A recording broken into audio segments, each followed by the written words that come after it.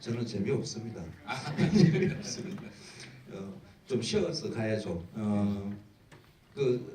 저는 원래 MBC는 아예 원래 안 불렀던 데거든요. 김지한 감독과의 트루마 쇼라는 그 다큐멘터리를 만들고 난 다음에 MBC하고는 저하고는 이렇게 그러니까 서로 안 보는 것으로 이렇게 돼 있어서 아예 없었고요.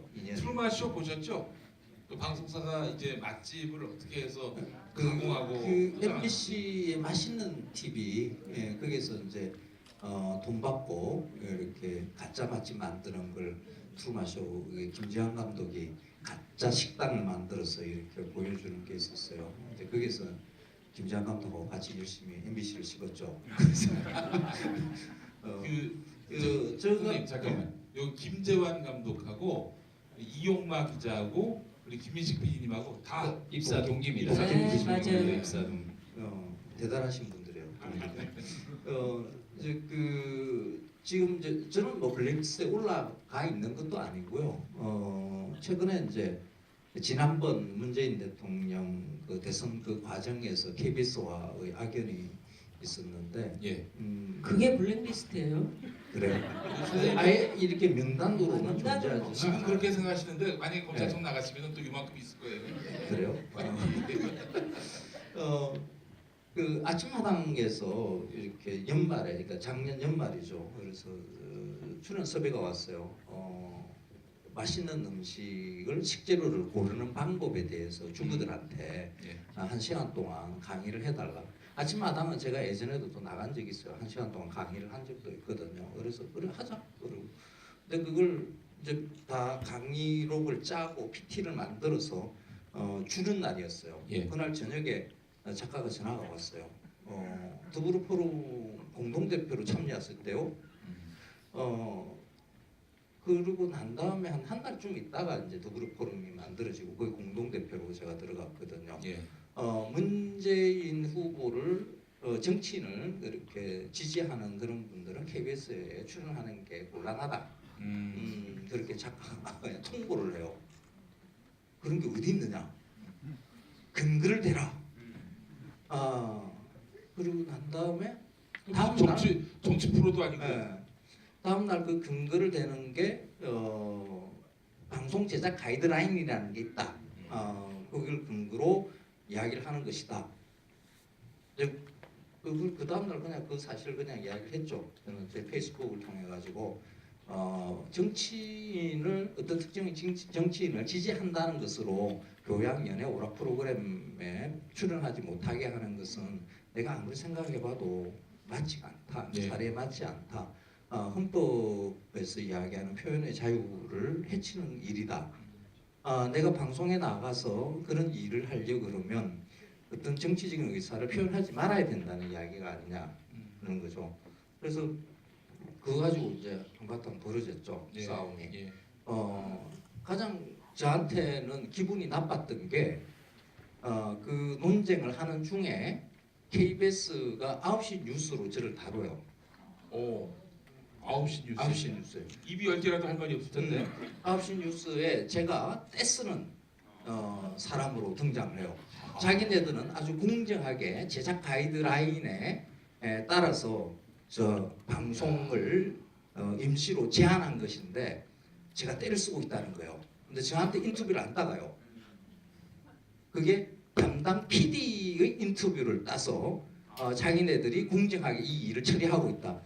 방송은 자사가 관련되는 논쟁을 끌이는 그 뉴스로 다루지 않는다는 게 기본 원칙이에요. 예. 그죠? 근데 KBS는 그 일을 버리고 저한테 반대 입장에 있는 사람의 인터뷰를 따지도 않고 더더욱 화가 나는 것은 그 자료 화면에 제가 등장하는데 예전에 제가 KBS에서 다큐멘터리 찍을 때 좀 깨재재하게 나간 게 있어요. 찌질하게. 깨재재하게 나간 그게 화면에 툭 등장하는 거예요. 자존심이 순간 막 뭉개지는 느낌이.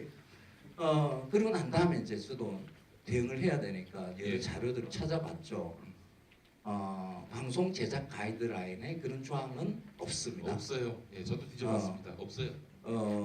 그 정치 선거 과정에서 예. 그 해당 정치인들을 다룰 때 시사, 정치, 뉴스, 시사 프로그램 이런 경우에 시간적인 공평성을 요해야 된다 하는 이런 것은 제작 가이드에 존재해요. 그런데 특정 정치인을 지지한 사람이 교양, 연예, 오락 프로그램에 나가면 안 된다는 조항은 없습니다. 그 관련되는 다른 뭐 방송법이라든지 방통의 여러 자료들 심지어 헌법까지 뒤져가면서 내가 KBS에 나가지 못해야 되는 이유가 있는가 찾아보니까 없어요. 그러니까 지금의 방송은 공정하려고 하면 원칙대로만 하면 돼요. 그렇죠.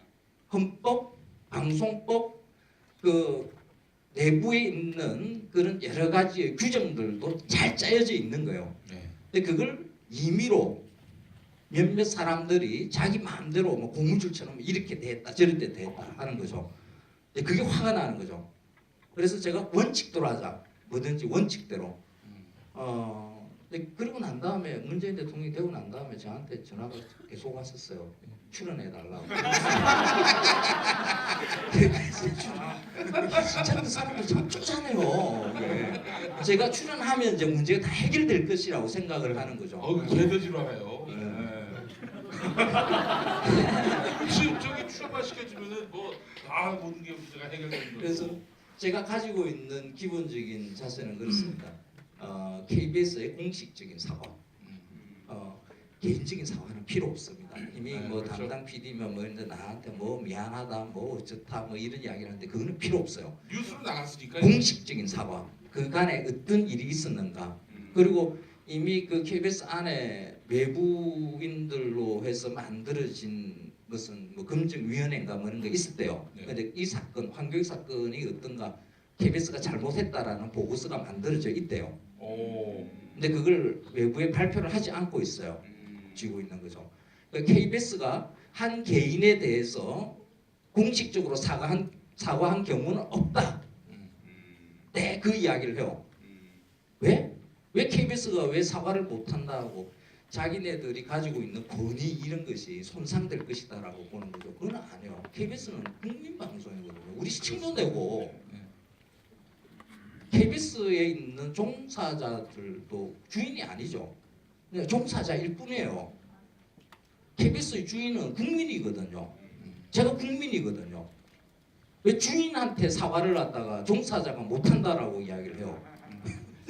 그래서 사과를 하면 그때 방송 출연 생각해 보겠다. 네. 지금 그 자세로 지금 아직까지 있습니다. 대단하시네요.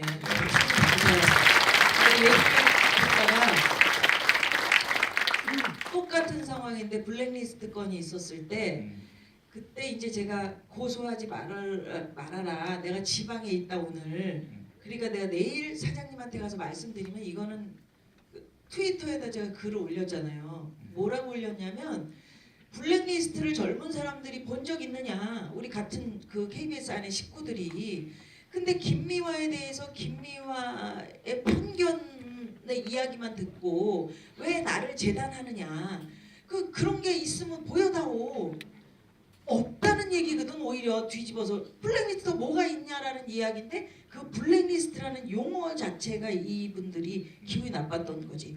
그래서 당일 5시에 고소를 했는데 그 다음날 난리가 났죠. MBC에 저는 시사 프로그램 진행하고 있었을 테니까 네. 보도본부장님이 KBS 보도본부장님 전화 왔어요. 왜냐면 제가 4월에 보도본부장님을 한번 찾아간 적이 있어요. 근데 블랙리스트 그 제가 트윗에 올린 글은 7월입니다. 7월. 4월엔 뭐냐면 KBS 노조에서 김미화도 블랙리스트인가 그래가지고 임원회의 무슨 결정사항이라는 서류가 내려왔다 밑으로. 근데 여기서 뭐 게이트 키핑 뭐 김미화에 대해서 제대로 돼 있는가 뭐 이런 이야기가 나오니까 PD들이 그럼 김미화 씨도 쓰지 말라는 얘기야? 블랙리스트야? 이래가지고 신문에 냈단 말이죠. 그래서 가서 보도본부장님한테 항의를 했어. 근데 7월에 또 똑같은 이야기를 내가 들으니까 너무 황당하잖아요. 항의를 했었고 보도본부장님이 아니야 KBS는 블랙리스트 같은 거 없어요 라고 했는데 7월에 또 이야기를 들었어요. 그래서 올렸는데 그 다음날 똑같은 일이 반복된 거예요. 보도본부장 전화 와서 김미화 씨 지금 사장님이 화가 나가지고 김미화 씨 조지라 그랬어. 이 용어가 그래. 김미화 씨를 조지라 그랬어. 김인규 시대. 그렇지. 예. 그러니까 빨리 사과를 해. 사과를. 제가 왜 사과를 합니까? KBS가 사과를 해야지. 못합니다. KBS 9시 뉴스 보내지 마세요. 보내면 큰일 납니다. 보내지 마세요. 내가 그랬거든요. 근데 딱 MBC 끝나고 났는데 저녁 8시에 끝나요 제가. 근데 끝나고 밖으로 딱 나가는데 제가 운전한다고 그랬잖아요 아까. 근데 차를 타려고 이렇게 운전하려고 딱 그러는데 갑자기 8시만 되면 깜깜해요. 근데 갑자기 라이트가 2개가 옆에서 쫙 켜지는 거야. 그러니까 깜짝 놀라가지고 이렇게 되잖아요. 일단 그 모습은 찍혔어. 이런 거 라이트 쫙 이런데 딱 켜지더니 카메라 쫙 켜고 여자 기자가 왔더라고. 그래서 딱 마이크를 대더니 김미화 씨 한 말씀 해주십시오. 블랙리스트에 대해서 김미화 씨 이렇게 침묵하는 게 김미화 씨의 입장입니까? 걔 누구예요? 이름은 모르겠어. 근데 화면 뒤져보면 있어요. 근데 그게 9시 뉴스에 그대로 나갔어. 김미화가 이 라이트 자켓 이렇게 했는데 그게 딱 걸리고 자살을 모욕했다. 그러니까 방송을 완전히 사유한 거잖아요. 그렇죠. 그러니까 너 같은 것은 이미지 얼마든지 이렇게 나쁘게 만들어서 할 수 있다. 이 사회에서 매장시킬 수 있다라는 것을 그 9시 뉴스 이게 가장 중요한 뉴스잖아요. 그 뉴스를 통해서 자극을 하는 거죠. 정말 화가 나는 일이죠. 진짜 아니 뉴스의 사유화 그렇게 해서 뉴스를 일종의 흉기로 오용한 거 아닙니까? 근데 그 KBS만 내면 일은 아닌 것 같아요. MBC는 너무 많은 사회를 봤습니다. 아니 제가 지금 마이크를 들게 사실 여러분 그래도 이 2분 정도 되면 우리나라에서 각자 그래도 자신의 어떤 전문 분야가 있고 뭔가 그래도 가지고 계신 분들이에요, 그죠? 명성을 가지고 있고 권위를 가지고 있는 분들인데 저는 사실 MBC의 블랙리스트 지난 몇 년간 MBC의 최고 블랙리스트는 저는 세월호였다고 생각합니다. MBC에서는 그 세월호의 세자도 꺼내지 못하게 했어요. 그러니까 제가 이제 오늘 제가 사실 이 세월호 리본을 달고 왔는데 이게 며칠 전에 저희 그 MBC 노동조합 그 집회에 4.16 합창단 그 어머니들이 오셨다가 어머니들이 그 얘기를 하시더라고요. SNS에서 MBC 직원들이 세월호 리본을 감히 달지 못한다. 근데 그게 사실이거든요. 저희는 너무 부끄러워요. 근데 사실 생각해 보십시오. 김미화 씨나 황교익 선생님에게 뉴스로 이런 어떤 그러니까 이미지를 조작을 하고 그걸 했는데 저희 그때 4월 16일 그 사고가 있고 바로 그 다음 날 4월 17일 날 유족 보상금 뉴스가 나왔습니다. 이 부모가 자식을 잃은 그 대가로 몇억 원을 받는다. 이런 보험금 그게 그 다음 날이죠. 그러니까 저는 그러니까 사실 힘 있는 사람들에 대한 것도 사실 되게 비열하지만 여러분 그때 당시 가장 우리나라에서 가장 약자 자식 잃은 그 부모 그 약자에게 대해서 이런 폭행을 가하고 그리고 나서 이제 저희 그 이제 세월호 1주기 2주기 때마다 PD 수첩 PD들이나 아니면 라디오 시사교양 PD들이 얘기를 합니다. 1주기 2주기 기념 이 프로그램을 제작해야 되지 않냐. 그러면 국장 부장이 그랬어요. 세월호의 세자도 꺼내지 마라. MBC에서.